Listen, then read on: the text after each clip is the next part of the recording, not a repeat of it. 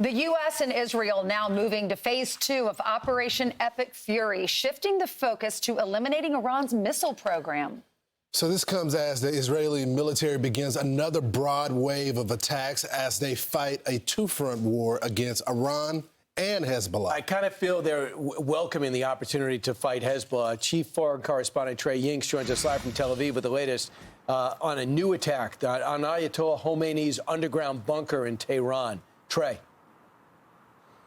Yeah, Brian, good morning. We're learning that the Israelis last night launched a new wave of strikes against the Iranian capital of Tehran, using around 50 fighter jets and 100 munitions to strike a bunker that Iran's former supreme leader had planned to use. You can see in some of this video some extensive explosions taking place there in the Iranian capital. We understand that he was above ground, actually, when he was killed over the weekend.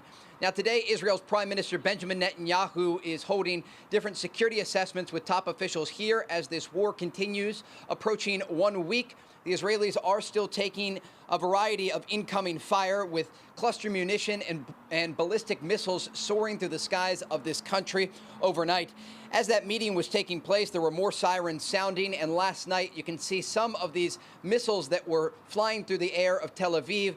Many of them overshot their targets and landed in the Mediterranean Sea. The Israelis going after some of these launching positions last night, striking 6 different ballistic missile launchers. And today, Israel's Chief of Staff, Eyal Zamir, is making new statements about the war. I am in continuous contact with my American counterparts, including the Chairman of the Joint Chiefs of Staff of the United States, General Dan Kane, and the Commander of CENTCOM, Admiral Brad Cooper.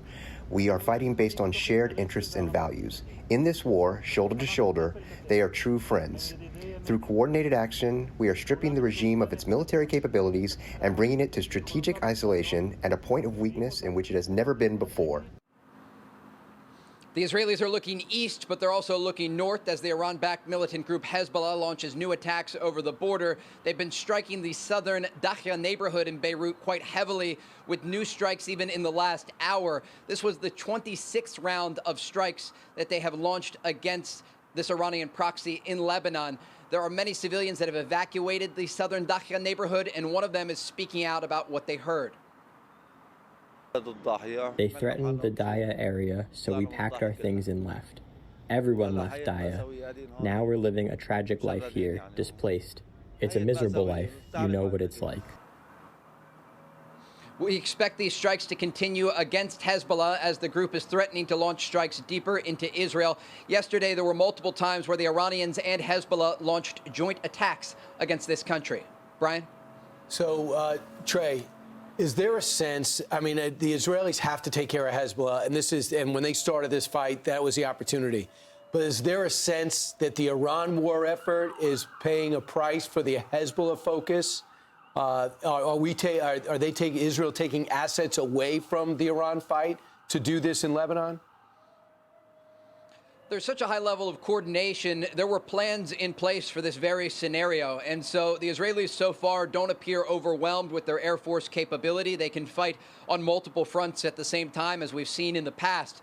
But we do know there is significant coordination even on the ground. A source earlier this week told me that in Northern Command in Israel, there's actually an American office. And so there are U.S. representatives on the ground, again, to help the Israelis with this targeting campaign against Hezbollah. Hey, Trey, will you tell us more about that bunker? Was anyone killed, the bunker where the Ayatollah was planning on hiding?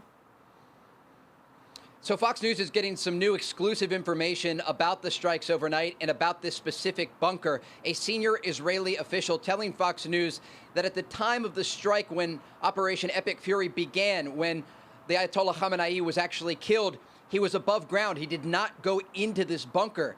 And that is why the Israelis were able to kill him, in part because he didn't think that he was going to be targeted. And there was a deception campaign, I am told by a senior Israeli official, to make the Iranians think that this attack wasn't even going to begin, despite the fact that there were planes in the air The inner circle of the Ayatollah didn't think to get him underground. And part of this deception campaign was coordinated directly at the highest levels between the Americans and the Israelis, I'm told. One official says that the top commanders here in Israel that normally would be at the Kiryat, Israel's version of the Pentagon, went home for Shabbat dinner with their families. And there were a number of posts that were made and statements by President Trump in the 24 hours leading up to the beginning of this operation. All of this meant to deceive Iranian leadership. And this official says the result was exactly what planners had hoped for. Khamenei stayed above ground, and the opening strike of Operation Epic Fury found him right there. Guys? So, Trey, can I go back to where Brian was when we're talking about Lebanon? Are they welcoming Israel in?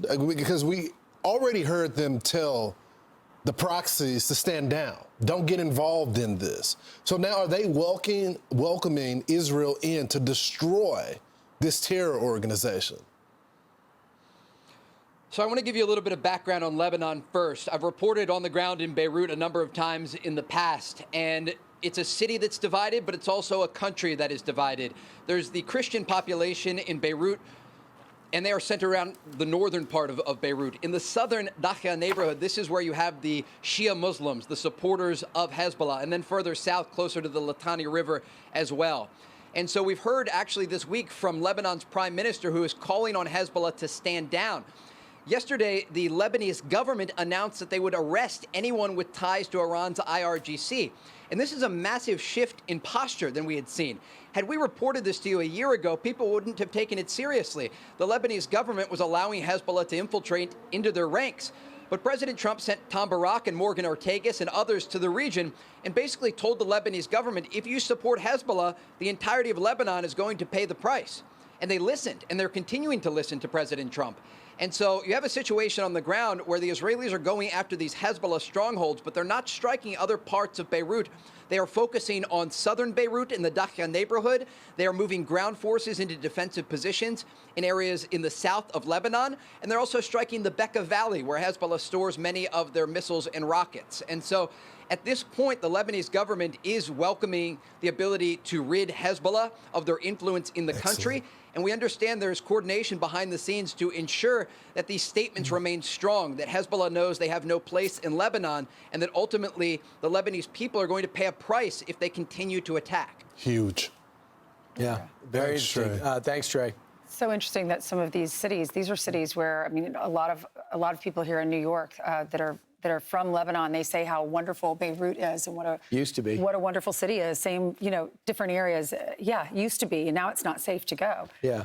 I'm Steve Doocy. I'm Brian Kilmeade. And I'm Ainsley Earhart. And click here to subscribe to the Fox News YouTube page to catch our hottest interviews and most compelling analysis.